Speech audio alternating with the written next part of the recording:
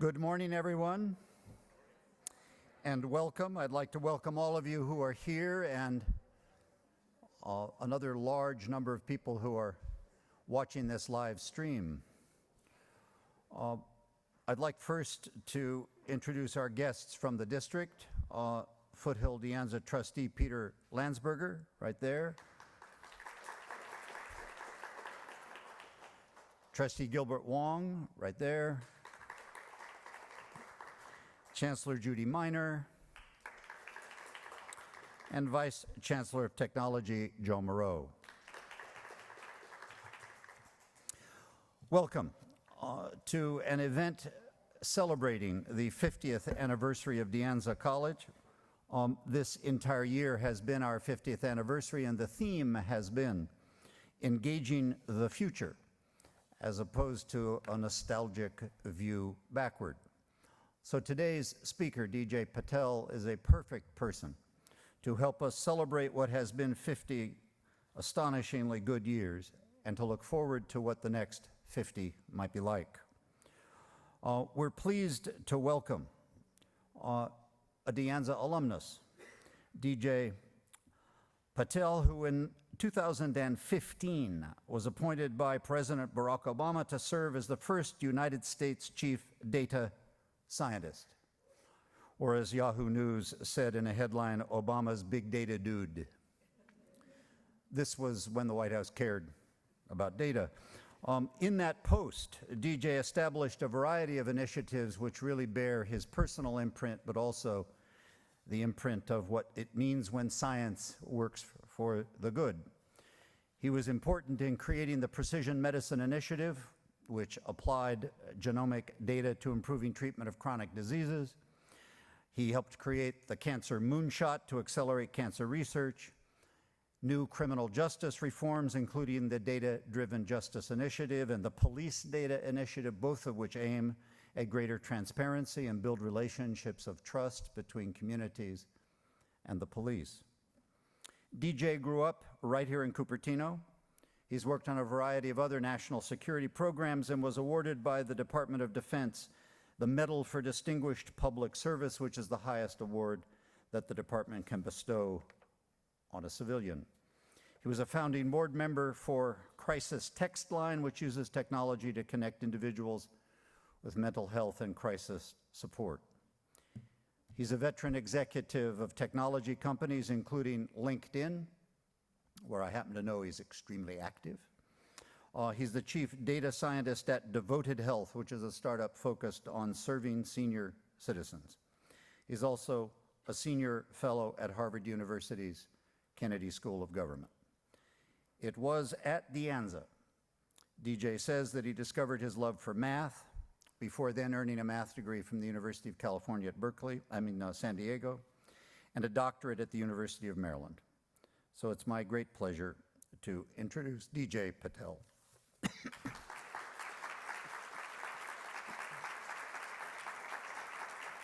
All right.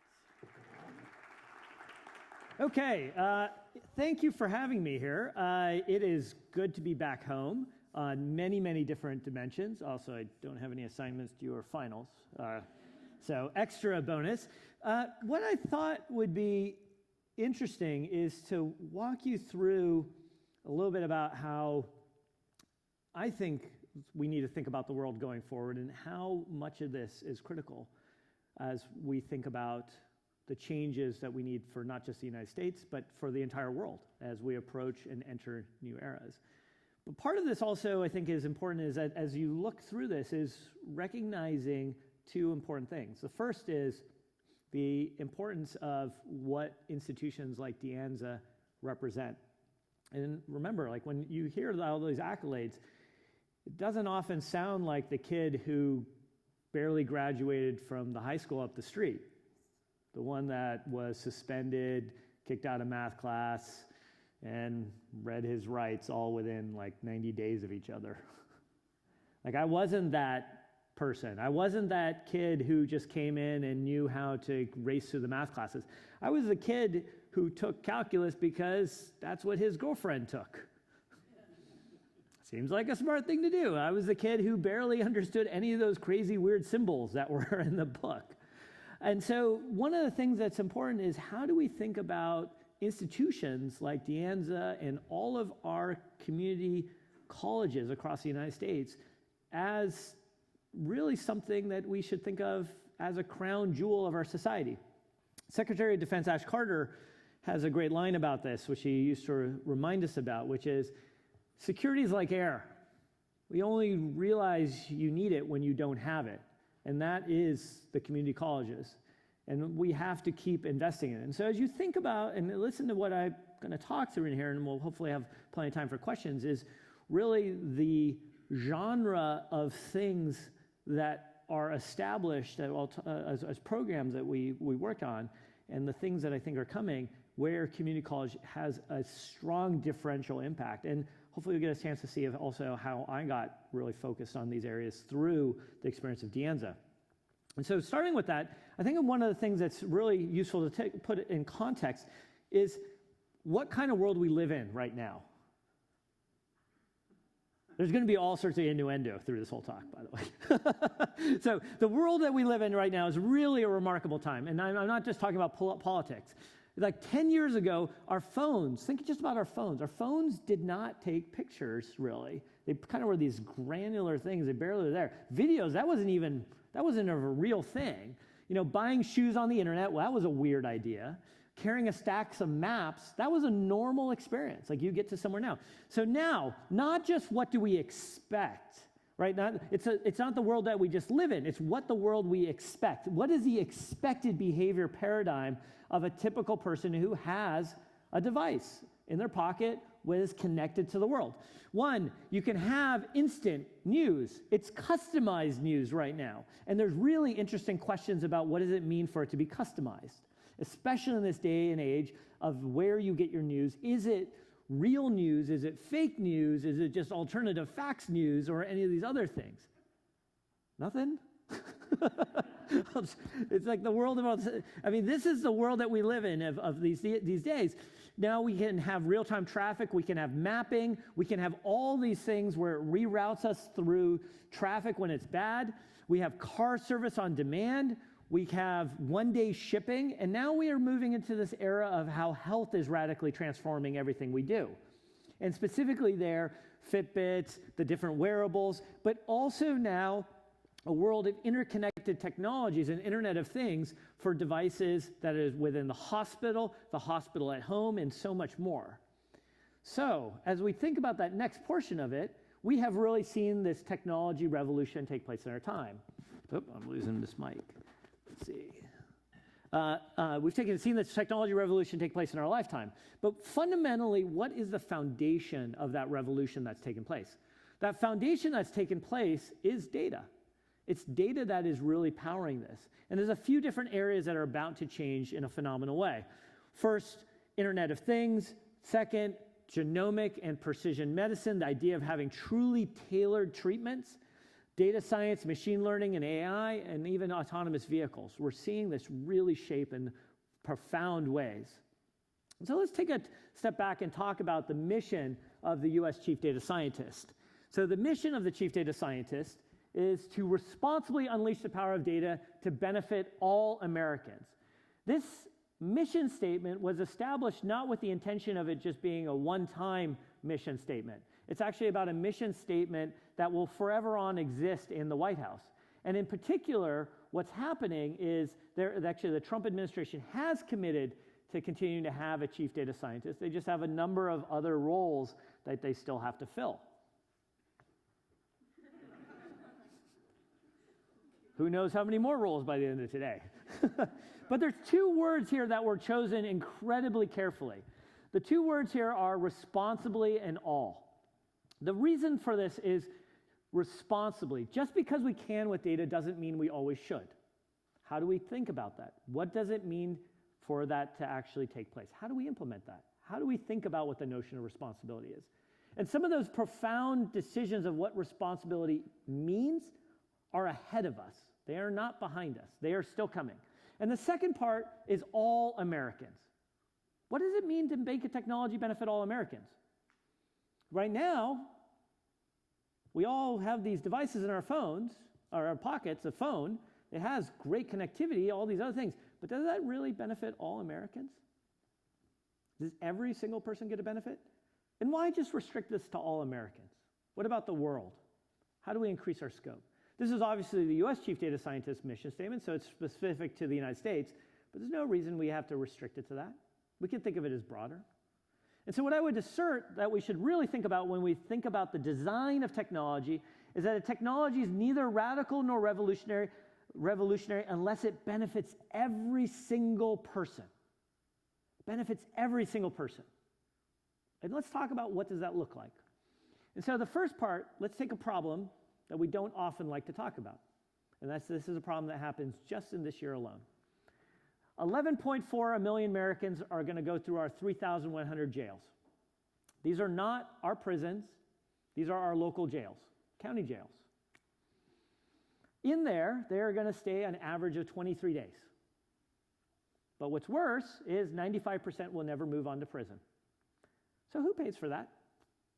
You know, in this area where we talk about transportation issues, we talk about parks, we talk about all the other things we want to spend money on, and yet we have created this endless cycle of incarceration where we take people, we pick them up because they have a mental health issue, they have something, some conviction, and we just put them in jail and we cycle them.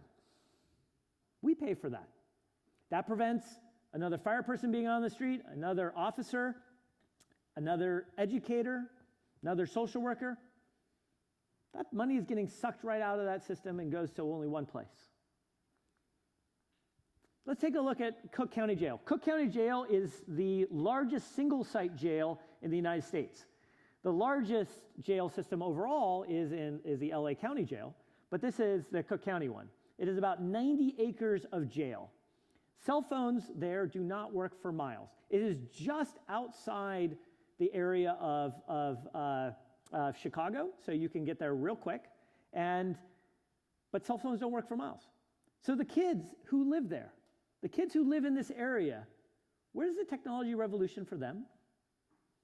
You know, a third of the inmates there have mental health issues. 1/3 of the inmates have mental health issues, and we just stuff them into jail where 95% are never going to go to prison, staying there for 20 plus days on average. This is not the revolution that we talk about. This is not the Internet of Things. This is not tailored medicine, and yet this is just a classic problem that is happening in every town across America. We'd love to talk about the innovation that we can do, especially here in Silicon Valley. Where's our innovation? What are we doing for them? So let me give you an example of what we can do. This is Pete and Kevin Early. Pete is the father, Kevin is the son. Kevin, like many Americans, has a mental health issue. He has schizophrenia. And Pete wasn't sure what to do.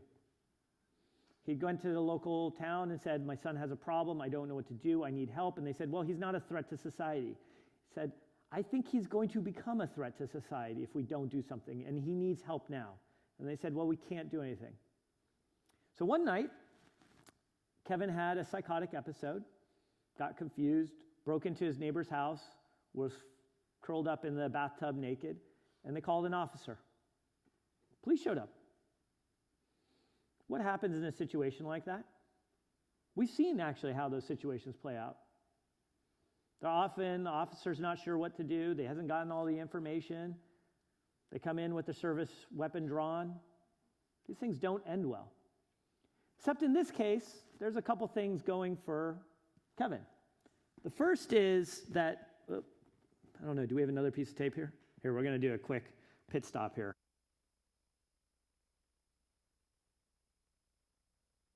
Real-time iteration. So Kevin had a couple things going for him.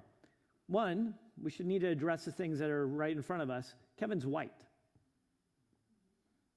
Two, the officer that responded was trained in what's called crisis intervention. So he recognized the signs of mental health issue, and instead of just trying to strong arm or wrestle Kevin or do something, that was detrimental, he was able to de-escalate the situation and convince Kevin to get into the car and take him to a mental health society. Pete talks about this, and really credits the officer in this training to make sure now his son had the ability to get into the system rather than just getting taken to jail. Kevin is now stable, has a well-paying job, is doing okay. So how do we make sure that works for everyone?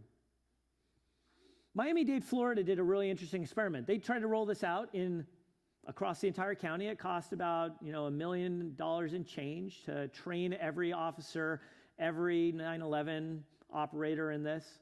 And you know what? How much they saved in just the first year alone? They saved $10 million. But here's the real measure. They were able to close a jail. Close a jail. A couple years later, they closed another jail. Now, how did this really work?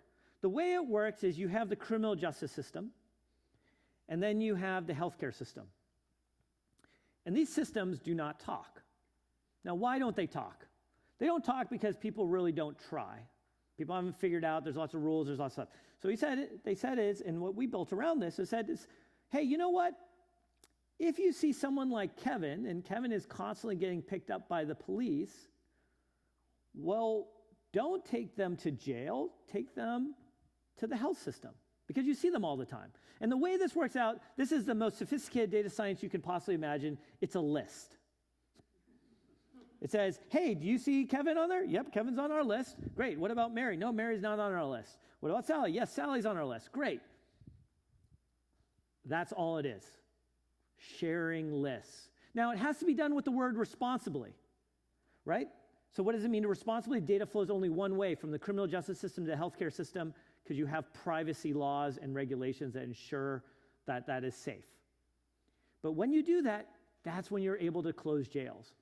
And this is what's called the Data-Driven Justice Initiative, and has this ability to really transform this across the country. This is now live across 7 different states, covers 94 million Americans. Every major metropolitan city in the United States is covered by this program. Let me give you this other one. This is Grace Clark. This is one of my favorite pictures from the White House. Grace is there, and this is the superintendent of police from New Orleans. Who's in power in this situation? How often do you see a young black girl in the power position with a big police chief? Don't. Except there's one thing going on here. Grace was roughly 16 when this picture was taken. She is teaching the chief of police, equivalent, the superintendent of police, how to write his first line of code. And he's like, it's like the ultimate fat fingering, right? But she's teaching him. And you know what the best part of this is? He pulls some data here from the database about his officers, and then he says, that can't be right. It's like, it's your data. Now they're engaging. They're having a different conversation. And this program, this idea of why don't we know how Cupertino police operate compared to Sunnyvale police, compared to NYPD, compared to Vegas police, compared to some other place in the United States. Why can't we see the data of stop rates, search rates, all these different type of things? What would it take to open up that data? So we literally took a whole bunch of police chiefs, civic activists, and stuck them in a room with technologists of the White House. We had a bunch of presidential cupcakes, and we just said, you can't leave until you come up with something, and we have the Secret Service, so you're really not leaving. And they came up with, the number one idea they came up with was, hey, we should open up a bunch of data so we can see how we're doing. They came up with 101 data sets that they were willing to open up. This became known as the White House Police Data Initiative. And it's still going today. Communities are starting to open up and share their data to figure out what's going on. And now they're able to ask these much richer questions. So doubling down on that, what we did is we took a team of data scientists, machine learning, all the other specialized words from out of University of Chicago, and we put them into a town in Charlotte-Mecklenburg County. And they started to ask the question of, when do you see an officer using excessive force, and what could you do about it? So they went through the data, and this is very sensitive data, so it wasn't necessarily the open data, it was all the data, and it's everything detailed. They started to look at it, and you have to remember, the first part of this problem is the overwhelming percentage of officers are good people. So you've got a few bad actors. And so you see, and what they start to do is something called feature set extraction, finding the variables that indicate that there is a correlation with excessive use of force. And those beginning ones are the obvious things. You have a track record of bad behavior, accidents, verbal assault, all the complaints, super obvious. Then you go down a little bit of the ways, a little bit further, and you find two interesting features that show up. The first one is that the officers responded to domestic violence where a child was present. Second one, officers responded to a suicide call or multiple suicide calls. So what's going on in that situation? What's really happening? The first part and the benefit of this is the data scientists were bolted on with the officers. They were literally side by side with the officers in all their cases and doing everything. And so they saw right away what was happening. The first thing that they noticed is, oh, what happens when you go to a domestic violence where a child is present or a suicide?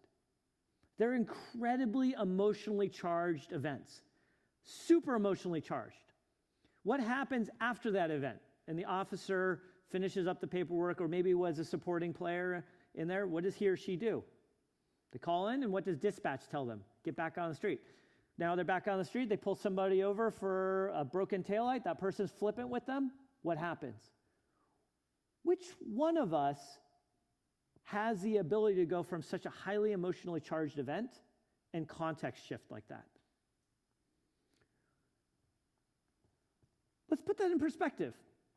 So we can have an app that can figure out how to route us through traffic any time of day, but we don't have a dispatch system that's smart enough to realize that an officer may need time to decompress, may need some extra help. Where's the technology revolution for the officer? How are we ensuring that technology is working for all of us? Because when that dispatch system fails for the officer, it fails for all of us. It fails for our society. So that team is actually now out there and building a new model of dispatch, taking the same generic ideas that we have figured out in all these other examples of the internet and consumer products and enterprise products, and saying, why not just apply it to this system? That's the shift. That's the shift of what happens when we ask ourselves, what if we took our ideas and we tried a little bit more? Think about it for a second here from a community college perspective. When we think about data or technology, the first thing we do is say, hey, let's go scrape some data from, I don't know, Twitter or wherever and try to do something. We live in a community. Why aren't we working with the data from the local food pantry? Why aren't we working with the data from the local place of child protective services, foster kids, helping people that may have an issue around opioid addiction, an issue around homelessness? These are problems in our community. We don't have to look for the broad problems, of just saying, hey, I want to work with some social media data. We can work with real problems here in our own community. We have to fundamentally figure out how to make technology work for us rather than against us. Because all of this is happening in this crucible of where data and technology is not only being weaponized against us, but it's also being unfortunately used to marginalize people. Some of that's intentional, some of that is completely unintentional. The dispatch case, I don't think anybody's been thinking about that. So how do we empower those people to make better decisions? Let me introduce you to Jennifer Bittner. That's her husband, Rod. That's her beautiful son. Jennifer wrote in to us at the White House, to specifically President Obama, about the idea of what does it mean to truly have tailored treatments and the pace at which science was moving.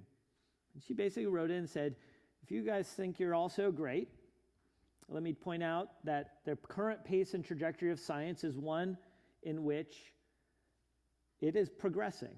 But there's also my life expectancy having stage 4 metastatic breast cancer, which is spread throughout her body.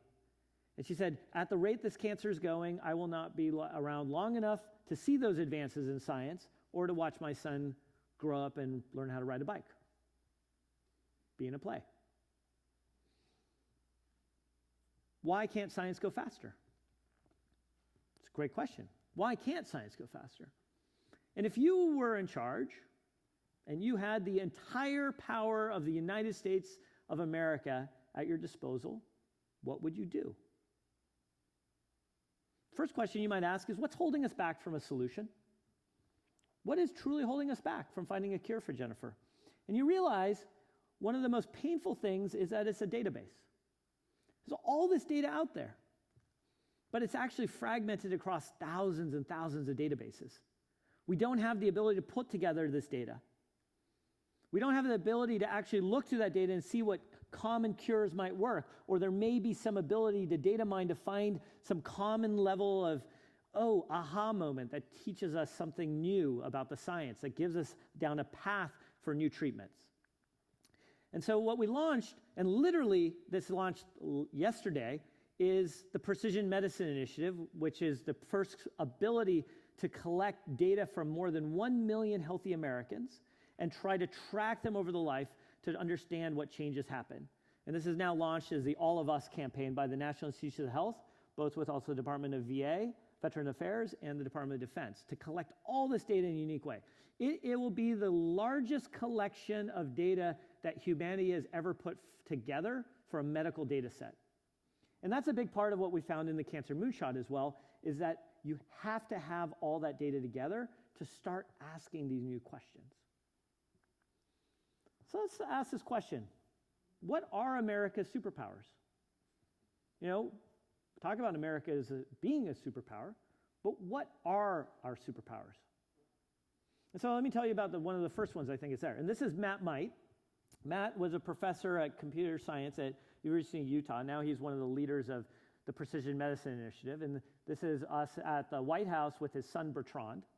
And Bertrand had a problem when he was starting to early show lack of developmental signs of progress.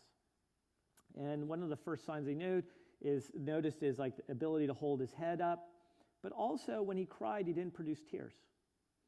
So Matt went to the doctors and they tried to figure out what was going on, and they couldn't really figure it out, and they said, you know what?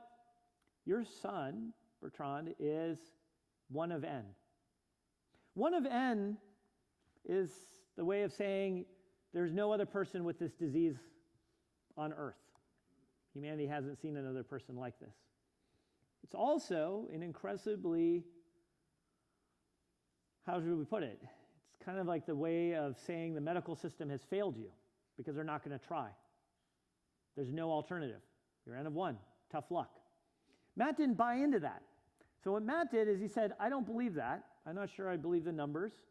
And so he wrote a blog post. But he wrote this blog post in a special way that was designed to make sure that to leverage search engine optimization. The idea that if any other parent had symptoms or had a child with symptoms like Bertrand, they would find his blog post and would reach out. The blog was titled Searching for My Son's Killer. He put it up there, waited, and then there was a ping. There was another one. And sure enough, Bertrand wasn't one of N. Bertrand was one of a few. And so they started to figure out what was going on. So Duke University decided to do a very high-quality genomic sequence of Bertrand's DNA, and they found out that he has a defect on what's called N-glycol-1. And that results in these impacts.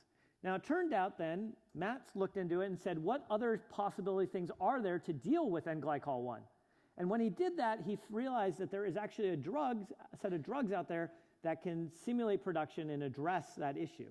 And so he became his own FDA. He started to test these drugs on himself before he gave them to Bertrand. And then he has the moment after he's given the medicine to Bertrand when Bertrand cries for the first time and actually produces tears. Now, we think of this in the way I've just told us, it makes it sound like a movie. Maybe it should be. But the thing is, this is one of our superpowers, is when you have a highly motivated parent who sees that their child's future life is on the line, has the technical ability and skills to do something about it, and makes it happen. That is our superpower. That's the ability that we have. And it didn't take any super sophisticated rocket science. It took a committed family member and a team of people across society who want to make it happen. This is Antwi. Antwi's here in Oakland, and he's taking data and trying to figure out data from the local level with companies and all sorts of things, how to improve Oakland. Trying all sorts of incredible things to do. And started with us this idea of what would it take and what would it look like if we really rethought about what could we come up with the opportunities for every American, new opportunities. We call it the Opportunity Project, where people could take skills and translate them, or how could we upgrade our communities by sharing information with one community versus another? One of those basic ones is the impacts of climate change. Another one is just where do people walk? What have you learned in your city? What have we learned in our city? Getting that data to be shared from device manufacturers like Fitbit and others where they see people walking. Using that to make sure those are well lit, safe, curated, those type ideas. This is Sujana. Sujana, we were able to luckily have at the White House Science Fair. She was about 18, 19 in this when we took this. And she's explaining to me about her project on renal failure. Renal failure, your kidneys failing, costs the United States $30 billion a year. That's just in the economics. That doesn't include the amount of loss of life or the amount of pain and all the other things that go on it. You have to have dialysis every day. If you don't get a kidney, you're going to eventually, unfortunately, die. In this case, Sujana, University of Kentucky, has given Sujana an entire lab when she was in high school because they think her research is so productive and so good. She might be the first person to build an artificial kidney. That would change our society in fundamental ways. We were wondering about this question around the census. And the LGBT community came to us and said, hey, you know what? The current census says male, female. How are we supposed to address other questions? I said, that's a great question. I don't know. What should we do? Why don't you tell us? So the LGBT team got together, and a bunch of them came and visited us at the White House. And they said, we're going to create our own census. And we're going to come up with in that process census, address and detail out the key issues that the LGBTQ community are facing. They decided to do it on their own. They didn't need the government to do it. They decided to empower themselves. This is Tilly. Tilly, you'll notice there, is holding my White House notebook. Tilly is missing her arm just at the forearm. That's her robotic arm. There's these new arms that they have, these prosthetic devices. What they do is they can take your nerves, they do surgically move your nerves so they're close to the surface, and they connect a bunch of Bluetooth receivers, just like you have in the headphones, around in a ring around your arm, and you can actually control the device completely just by thinking about the motor movements in your forearm. Those type of devices, that type of opportunity is this power. It's interesting that we're always so focused on autonomous driving cars and all these other things, but we're not focused on building a tool and technology for kids like Tilly.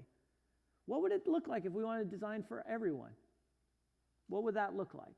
And now, luckily, people are taking that challenge and making that a reality. This is Rebecca and Kimberly.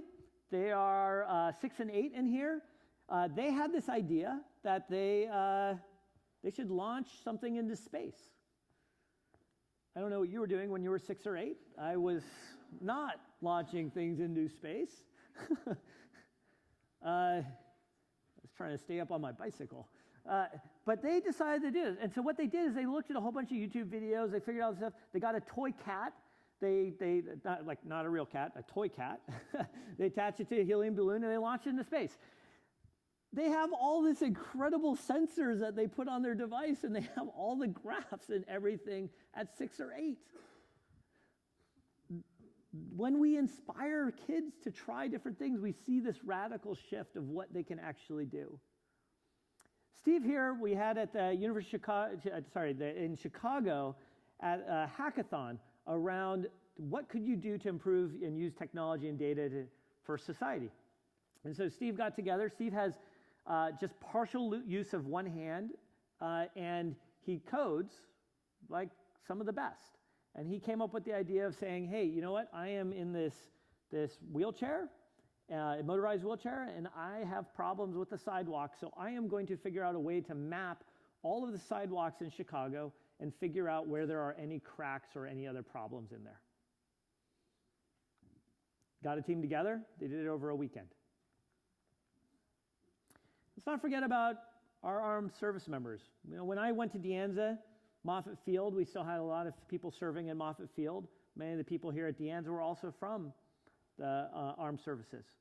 And it was one of the great things that I learned to appreciate while here was being able to take classes and having them in the community. They taught me an incredible amount. And one of the wonderful things that I've been able to do is to be able to continue to work with them on key challenges. One of those key challenges is the issue of national security and our cybersecurity infrastructure. And so one of the questions that we had is, how secure is our infrastructure? And so we went to the Secretary of Defense and we said, Mr. Secretary, we have an idea. We'd like to invite a whole bunch of people to attack the Pentagon, and we're going to call it Hack the Pentagon. And you can imagine how that conversation went. But we said, no, seriously, what if we got a whole bunch of people who were certified white hackers? They were all people who were on our side, and we invited them to hack the Pentagon. How long do you think it would take before they found a problem? So we don't know. You know, we have our own security assessments that says it's pretty solid. So we invited them in, we got these hackers, and we said, let's unleash this program called Hack the Pentagon. And we invited them in. And so David here happened to be studying for his AP Computer Science exam in high school, and he saw this advertisement to come hack the Pentagon, and he signed up, went through the process, and he came in, and during his break on his AP Computer Science exam, filed 6 vulnerabilities. The first vulnerability that was filed across the entire program was done within 13 minutes. So when we think about these ideas of like, how do we mobilize our efforts? Now, all these vulnerabilities are fast to close because we're now seeing them. You know, the argument is obviously saying, oh, the Chinese government or the Russian government or this guy, bad guy, they now know about it. I hate to tell you, they already knew about it. We have to think about how do we empower people to do things better and more effectively. And this is David actually meeting the Secretary of Defense for all the cool work that he did. Another one is crisis text line. And this is the idea of if you are in crisis or you have a mental health issue or you need help, you can text 741 741 and you'll get connected to a counselor in real time. You can text. If you walk across the Golden Gate Bridge, you'll see all the signs out there refer you to crisis text line, because most people in this day and age don't call anyone, let alone a suicide hotline. If you're on a bridge, you definitely can't call because you can't hear anything. It's just so much traffic. When you do this, one of the things that's interesting that you're able to use is figure out and use technology and data in novel ways. Because you see all the data that's coming in, they're able to say, hey, what situations are you likely to see where problems happen? Turns out, using just some very simple machine learning and data science, you see that if a person uses the word Tylenol or Advil or aspirin, they're roughly, depending on the scenario, 4 to 16 times more likely in that moment to be actively committing suicide. And so you can completely take a different approach on your trajectory of how to make sure to stabilize and get this person the help they need. We just have to try to use data in different ways. But the first thing about this is that the team that is building this platform is approaching this problem using the most modern technologies. The other one that we don't talk about is, and one of our greatest superpowers, is those of us that are immigrants. I'm an immigrant. I migrated here when I was young. I was a few weeks old. And one of the greatest things that I got to do was actually help naturalize a whole bunch of citizens, new citizens in Dallas, Texas. And one of the things why it's so important is if you look at all the people that are creating innovation, doing so much hard work in this country, they're immigrants. It's one of the reasons why DACA is so important to preserve and continuing to find better solutions for those that are looking for hope, that want to be a great contributor of our country, finding out more. And things don't always go well. This is Jake Brewer. Jake was unfortunately killed while working with us at the White House. He was raising money for a cancer event and was hit by a car. But one of Jake's last emails to me was, what would it look like if every one of us really took a pledge that was in technology and data and all these different areas? What would it really look like? And so he came up with this thing, which is borrowed from a few sources, and it says, I pledge to be an active American, to show up for others, to govern myself, to help govern my community. I recommit myself to my country's creed, to cherish liberty as a responsibility. I pledge to serve and push my country when right, to be kept right, when wrong, to be set right. Wherever my ancestors and I were born, I claim America, and I pledge to live like a citizen. So what would it look like if we all opted to actually do that? It's actually one of the beauties of community college, because when you show up every day at a community college, you interact, you contribute more, take an approach of contribute more than you take, you are living up to this. But there's more of when we leave community college, how do we make sure we continue to push for that? And what I've tried to show you is a whole bunch of people who are trying to do those different things. So here's my 3 core principles for you. The first is data are greater than people. You know, we love to talk about data, but we don't talk about the people behind the data. They have names. All the names of those people we have to remember. When you're building a product, we love to say, this is the person we're building for. Let's push ourselves to build for somebody else. Let's make sure we're not just building for somebody that is the classic person we're building for. When we build something, why not think about the person? How's this going to benefit somebody who's a victim of domestic violence? How's this going to benefit somebody who's been in the armed forces, just returning home as a veteran? How's this going to benefit for somebody that's coming out of a jail? What does that look like? Second, data is a force multiplier. Using data and technology in everything we do fundamentally transforms the game. But more important than anything else is the third one. The time to engage is now. We have to do this because society is changing so rapidly. I talked about in the beginning that how much is changing in those 10 years, that much more is going to change now. So how do you make this happen? How do you do more? The most part of this, and this is what I talked about, is community college. And this is where part of this comes from. And one of the most important things I learned here, and those ideas stem from what is happening in community college. And this was the letter that I wrote out from the White House about why community college was so important for me. The part here also that is there that we don't also talk about is really what does it look like to scale ourselves? And so this is a card I kept with me at the White House in my notebook. And it starts with the first bucket is dream in years, plan in months, evaluate in weeks, but always ship daily. Always create something daily. Second part, prototype for 1x, build for 10x, engineer for 100x. Start and try, just like those examples like I talked about Pete and Kevin early. Try something that might work with mental health in one place, see if it scales, and eventually take it nationally, internationally.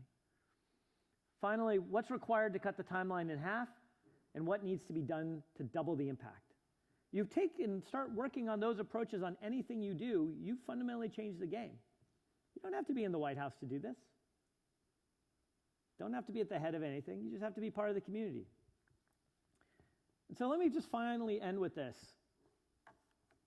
The part here that is more important than anything is that this is about people. Told you a whole ways data science is being used and technology is happening, but I didn't show you any graphs, didn't show you any equations. All I did is told you the stories of people who are doing remarkable things, people who are doing incredible, incredible things. This is why one of the things that's most important here when we think about technology right now, we don't just focus on taking technology classes. Some of the most important things that I learned here were the liberal arts and making sure learning how to actually think about the people behind the problem. And that's the real story at the end of this, is that it's about people and us taking care of each other. It's about making a community. Thank you.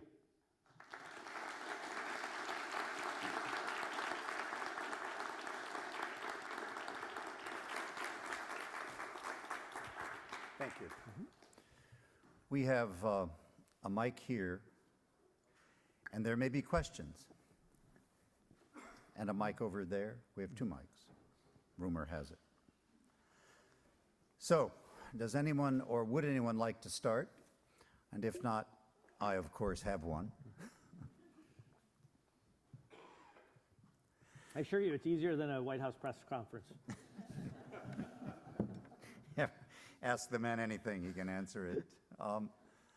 You know, you use very poignant and pointed examples of people in crisis and systems that are in crisis. What, in your experience, if you were to step back, what characterized the capacity of the people you celebrate there to have done the moves they made? Is there some commonality about them? Certainly not their class or race or gender, but is there anything you found that really, you said, those are the guys who are going to make a difference? Yeah, it's a great question. So the commonality that I would say more than anything that you see with these people is they face an obstacle and they decided that what everyone else was telling them as the way to approach the problem was not good enough. And they just decided that they're not going to take it.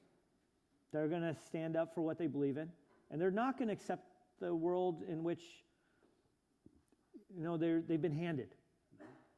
The kids are the easiest because they don't know any better. You know, when you're 6 and 8, you don't know what the rules are. You know, when you get here, a lot of times we get told, oh, you're not supposed to take that class. You're not supposed to do that. You know, isn't it kind of crazy? Like if, you know, we have these classes and they say, oh, the class is kind of full or this or that or stuff. Well, why not just show up? It's not like there's an attendance sheet. You can just take a class. You can just show up. You can ask. There's incredible faculty here.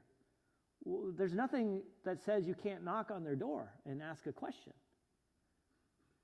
What really is there there needs to be a kindling and a spark, an ignition to try. And once you start down this path of trying, it snowballs in remarkable ways. And I'm still in touch with many of these people, and the things that they are doing just completely blow my mind. I mean, they're just on to new idea after new idea. You can't stop them. And what they have realized at the fundamental part of this, and what you're all learning, is there are no rules. These are only guidelines. These are guidelines on how to approach problems. And when they get outside of that, they're able to find new ways.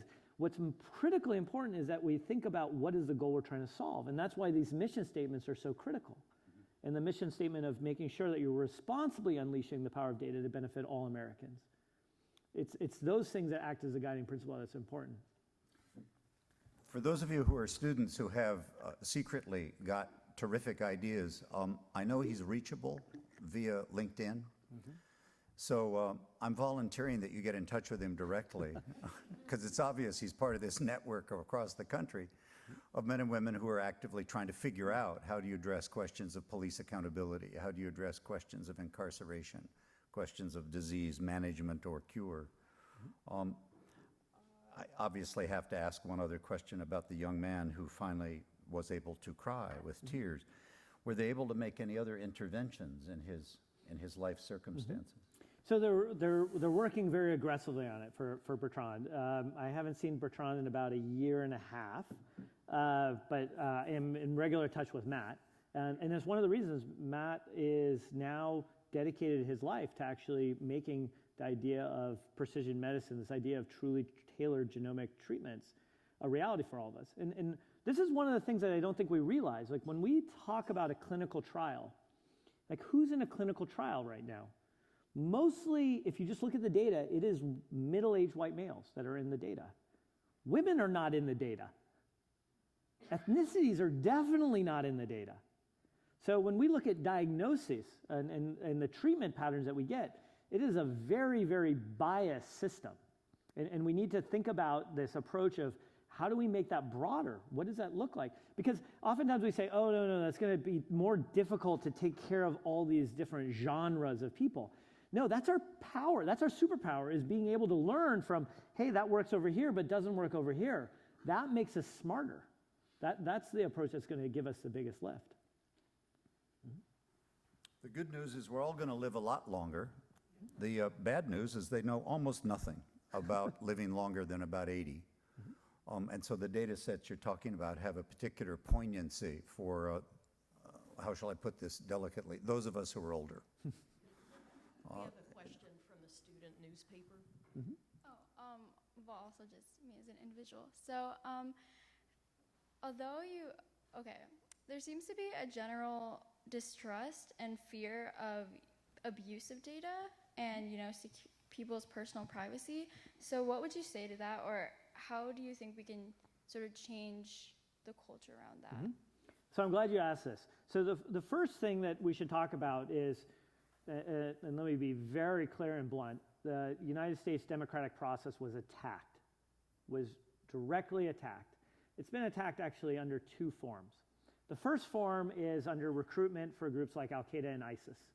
And some of the largest consumption from those content that those groups have created is by the United States, by the United States population, and it is distributed across the platforms.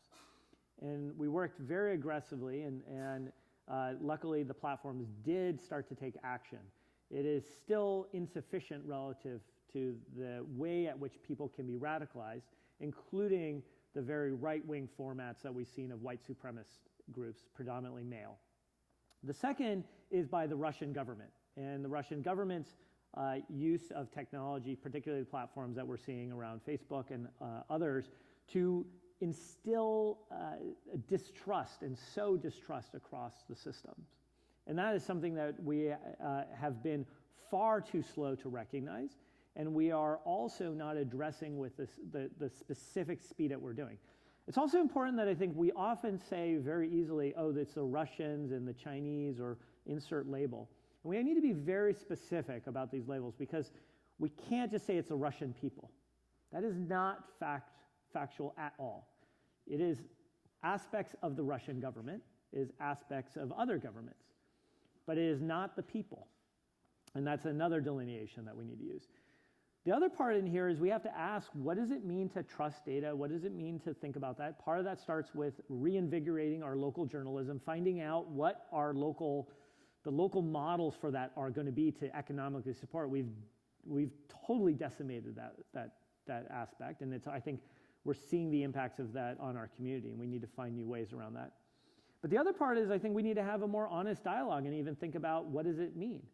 Every data student who takes a data class in technology or anything else, economics, whatever it is, you must be taught ethics and security as part of the core curriculum.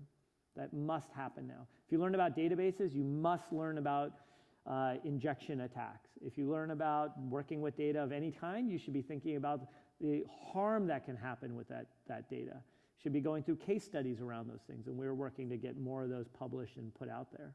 And that starts with that training part. The second is inside companies. There needs to be a way of escalating if you see something bad that's happening, and we may even need to think about another regulatory framework that's possibly like the Consumer Finance Protection Bureau for data, because data brokers in the Equifax case, the Experian and all these others, where data is being hidden, some of it has been leaked or stolen, that has implications on all of us.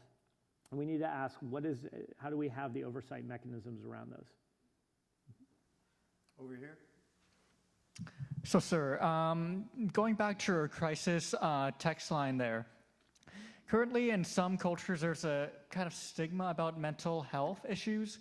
How would you encourage people in those cultures to go in or volunteer for the crisis hotline, or maybe even text the crisis hotline? Yeah. Thank you for bringing that. So I think we need to we have stigma across the board with mental health issues, across the board.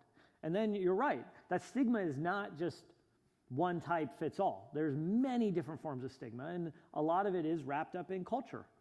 A lot of it is wrapped up in the culture, whether it's ethnic culture, regional culture, there's lots of it there. One of the worst forms of it is in the military, where we talk about the lack of talking about PTSD because it's not a manly thing to do. is not the warrior thing to do. And we finally actually, as a side note, finally now women can serve in combat roles as well. And that is something I'm extremely proud of that we were able to do. But how do we start addressing it? And this became one of the things is we realized is unless the volunteers look like the population and come from the population that is needing to be served, you can't get it right. You need to have LGBT counselors. You need to have veterans. You need to have counselors from every walk of life. And that's how you get that there. Now, how do you connect people and get them to the right people and that? That's part of the technology challenge.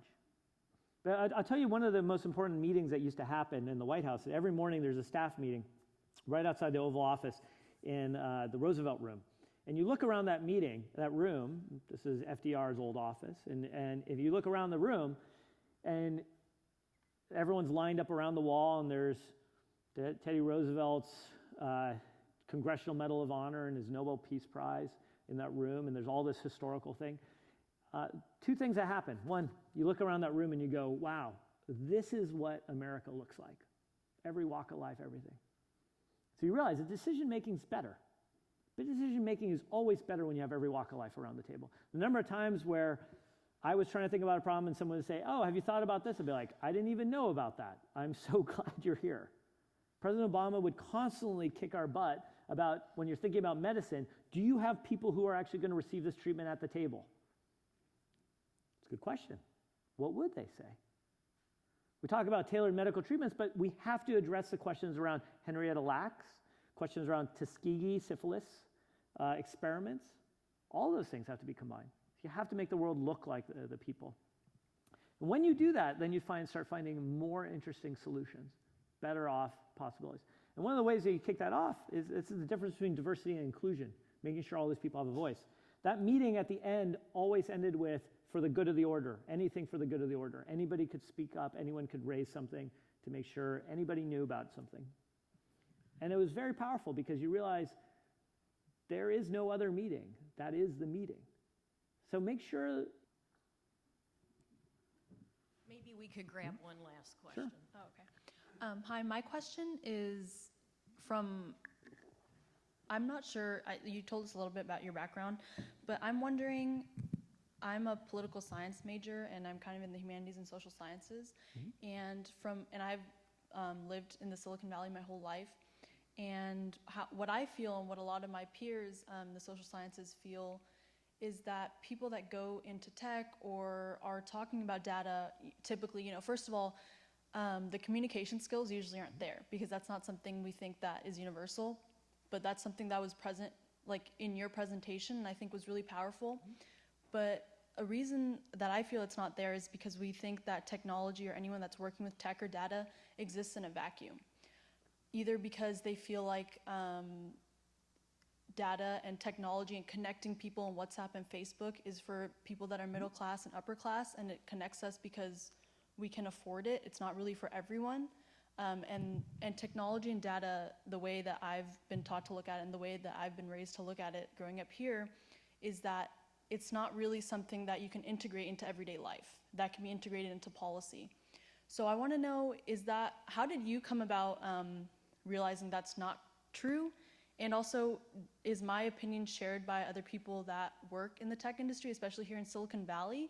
Or are they also feeling that, hey, that's not correct? Or do they understand that maybe that's not correct, but they just don't care because that's not where money is? Great. What was your name again? Jugu, Jugu. Jugu. You guys should keep an eye on Jugu because she's going to be amazing because you've already got this. Like this is like you're talking about exactly the stance that we have to have. Is one, if you can't communicate, how can you talk about hard things? If you don't have, and one of the most beautiful things that you learn in any educational environment, and the one that I got here, is I learned how to write. I learned how to express my ideas. I learned how to critique other people's ideas. I learned how to listen to feedback from other people attacking my ideas and finding flaws and weaknesses and how to build a better argument or to change a position. That started here. I've only taken 2 real collegiate level English classes ever. Both were here at De Anza. Both were 2 of the hardest classes I've ever taken. and they are the ones that single-handedly help me think about how to write and communicate. And for that, I am forever grateful to this institution. What I wish everyone had, and the number one thing that I say that any data scientist, but I think it's true for every technologist, is you have to learn how to communicate. Good ideas in a vacuum don't work. Also, how do you call it if there's a problem? How do you see something, say something, all those kind of usual catchphrases. The other part there that's a problem is we don't have enough people around the table who are talking about what you're specifically asking is, how do we think about making this a broader question? How do we think about the implications of all of society rather than a narrow portion of the spectrum? And that is something we have been extremely deficient at. The way to make it better is to make it a more inclusive way. But second is to hold ourselves to a higher standard. You know, we love to say, just ship it, just get stuff out the door. We don't ask, like, well, what could we do that's greater? Here's something that I tell people to always do. We always love to talk about personas. And we say, let's build for Sally and Mary and Tom. And Mary, Sally, and Tom look like they're, if you go to Aaron Brothers or wherever you buy photo frames from, they look like the people in the photo frames. And you're like, who are these people? Right? It is not Antoine. It is not Jose. It is not Maria. Why not? Because we're lazy. It's easy. It's easy to say those are the demographic. If you make those and make those personas, don't make those personas just the easy ones. Make them those domestic violence victims. Make them someone with a mental health issue. Make them someone out of something else. And you realize that those solutions, to find solutions for them, actually work for everybody. It makes for a better solution. That's what it means to start pushing. In the policy arena, the Police Data Initiative came up as an idea in response to thinking about Ferguson. And in that situation, you typically have only one type of people who are working, and that is people who are either activists or from some training in political science or some other background. But what we did that was unique there is we had those experts partnered with technologists, partnered with officers, partnered with other parts of society. And together that table was bigger, it's noisier, but it's better. The room in which we held that meeting in, one of the first meetings we held that in, is called the Cordell Hall Room. It's in the old executive office building. And in the Cordell Hall room, Cordell Hull was the Secretary of State at the end of World War II. And in that room, as we were sitting down there, one of the things I got to talk about was, what does it mean to sit around this table? Because in the chairs you sit around that table, everyone is looking at each other, very intense. Not the lack of trust is, I mean, you can feel it. People are not, and because partly rightly so. There's a lot baked into that. But the people that sat around that table before are the same people that had to make the decision what to do at the end of World War II about implementing the Marshall Plan. The guts and courage to save Europe that way. So if they were able to sit around that table and make a decision for the country, what about us? What would it take for us to have the courage to try to make the harder call that may not be the politically nice one to have? The one that will make the world better for our kids and our kids' kids. What would that look like? Who should we have at the table if we want the world to be literally better for our kids and our kids' kids? Who do you want working, building the products if you want the world to be better for your kids and your kids' kids? And you can just go on and on and on. I think you put those people around the table and you start empowering that collective group to do new things. That's where we get those ideas coming from. And that's why it's so important that we don't just say a product manager comes from MIT or Stanford or insert whatever favorite university, from a specific background, with a specific upbringing. You have to have people from all walks of life. And the companies are going to figure out how to get that to happen. And now how do we even get people like you into that system? That has to become a we effort. It cannot just be say, oh, well, just keep knocking on Facebook or Google to make it happen. We collectively have to empower you to come up with ways to do that. And if you don't believe me that has happened, the entire field of data science is that. It's a time when people didn't think that data could be used for interesting purposes. And yet now it is one of the sexiest jobs of the 21st century, or whatever we said. Can I ask a quick follow-up? Is that what inspired you? Was it kind of an organic experience where you realized what I'm doing or what my knowledge can be used maybe in a different way than you thought before, or can be integrated into everyday people's lives? Or was that something that was more book learning, or someone literally sat you down and was like, hey, you need to be more responsible about this? Started here in English class. Started here in chemistry class. Because the people who were sitting on the left and right of me, they were people who didn't just get to be here because, it was the next thing to do. They were people here who literally had just come back. They were coming back from Iraq and Afghanistan. They were people who had 2 or 3 other jobs just to pay to go to that class. And I remember thinking, like, what a unique opportunity I get to have to put all my energy into this compared to how hard these people are working. And they taught me. I got to see how privileged I was in this situation. Second thing, people don't realize, when we built LinkedIn's Job Finder and the Career Explorer functionality, the original genesis of that idea was one of watching all of our friends come back from the wars and realizing that they were making poor career choices because they weren't getting career counseling. So we said, you know what, we're going to build that into LinkedIn. Now, that building it from that framing turns out to be a good business and product decision as well, because making sure it works for them is such a high bar, it works for everybody else. But it started with that other thing of experience and meeting people in different places. And so I encourage all of you to not accept the status quo of what it means to look like that. Thank you. Yeah, thank you. Thank you.